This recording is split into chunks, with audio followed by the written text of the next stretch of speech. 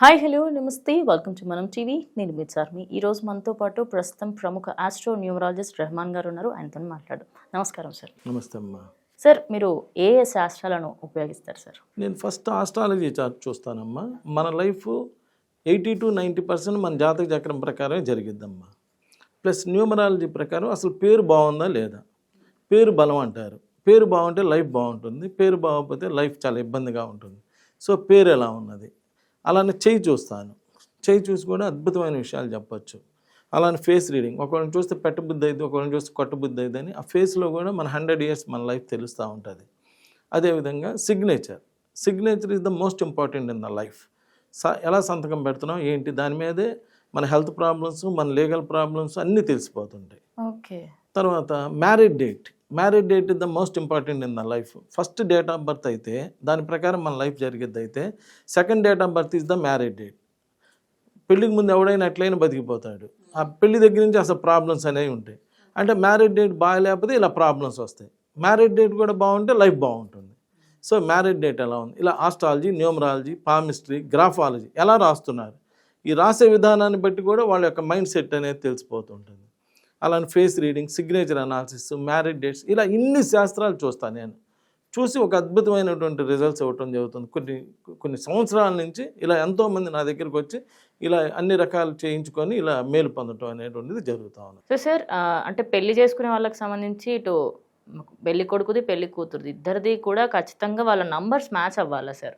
అయితేనే కదమ్మా ఒక వేలో వెళ్తారు. రివర్స్ నెంబర్లు అనుకో రివర్స్గా బిహేవ్ చేస్తారు.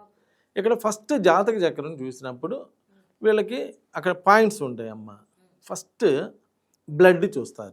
బ్లడ్ అంటే మీ ఉద్దేశంలో మేనరికం చేసుకుంటే హెల్త్ ప్రాబ్లమ్స్ వస్తే పిల్లలకి వద్దంటారు కదా, అదే జాతక చక్రంలో ఏ నాడి, ఆద్య అంటే సేమ్ బ్లడ్ గ్రూప్ అని, అంటే బ్లడ్లో అని కాదు, వీళ్ళు సేమ్ గ్రూప్ అని, వీళ్ళకి పెళ్లి చేయకూడదు. ఓకే. అంత్య వీళ్ళకి పెళ్లి చేయకూడదు.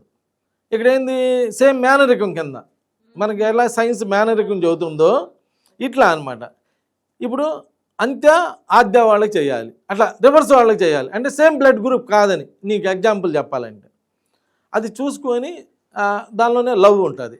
అంటే వీళ్ళిద్దరి మధ్య అనురాగం ఎలా ఉంటుంది, ఇలా కొన్ని పాయింట్స్ని తీసుకొని మన పూర్వీకులు ఏం చేశారంటే 36 పాయింట్లు ఉంటాయి. ఈ 36 పాయింట్లో కనీసం ఒక 20కి పైన వస్తే పర్లేదు, యావరేజ్గా చేసుకోవచ్చు.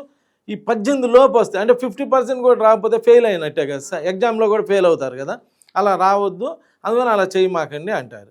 అలా అందువల్ల ఫస్ట్ జాతక చక్రంలో వీళ్ళకి పొంతన కుదిరిందా లేదా, ఎన్ని పాయింట్లు వచ్చినాయో ఫస్ట్ తీసుకొని ఆ తర్వాత న్యూమరాలజీకి వచ్చి వీళ్ళ డేట్ ఆఫ్ బర్త్ ఏంది, వీళ్ళ డేట్ ఆఫ్ బర్త్, ఈయన 1వ తారీఖు పుట్టాడు, ఈ అమ్మాయి 8వ తారీఖు పుట్టింది, ఈ 2 రివర్స్ నంబర్లు, పెళ్లి చేయకూడదు. ఏది ఇక్కడ కుదిరినా కానీ ఈ అమ్మాయి 3ను పుట్టింది, ఈ అబ్బాయి 6ను పుట్టాడు, రివర్స్ నంబర్లు, 6 పువ్వులు 3 కాయలు, 3 పువ్వులు 6 కాయలు, రివర్స్ నంబర్, చేయకూడదు. ఇలా చూసుకుంటూ వెళ్ళాలి. అలా చూసుకుంటూ వెళ్ళి ఒకవేళ సపోజ్ ఇద్దరు 6 వాళ్ళు అనుకో, లేదా ఒకళ్ళు 5 ఒకళ్ళు 6, మంచి కాంబినేషను, లక్ష్మీనారాయణ యోగం మంచి కాంబినేషన్ అనుకో, పేర్లు చెక్ చేయాలి. పేర్లో కూడా రివర్స్ నెంబర్లు లేకుండా చూసుకొని, పేర్లో ఏముంది మనం రివర్స్ నెంబర్ ఉన్నా సెట్ చేసుకొని పాజిటివ్ నెంబర్స్ చేసుకొని మ్యారేజ్ చేస్తే అప్పుడు వాళ్ళ ఫ్యామిలీ లైఫ్ చాలా బాగుంటుంది.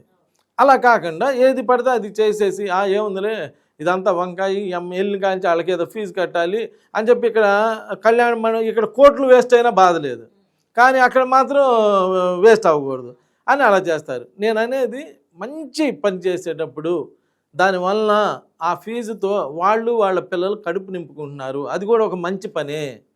కాబట్టి మంచి సలహా తీసుకొని చేసుకోండి, లైఫ్లు బాగా ఇవ్వండి. పిల్లలకి మనం బతికేదే మన పిల్లల కోసం అండి, మంచి లైఫ్ ఇవ్వండి సార్. ఎందుకు వాళ్ళతోటి ఆ పిల్లల జీవితాలతో మనం ఆడుకుంటే ఏమొస్తుంది మనకి. నమస్కారం.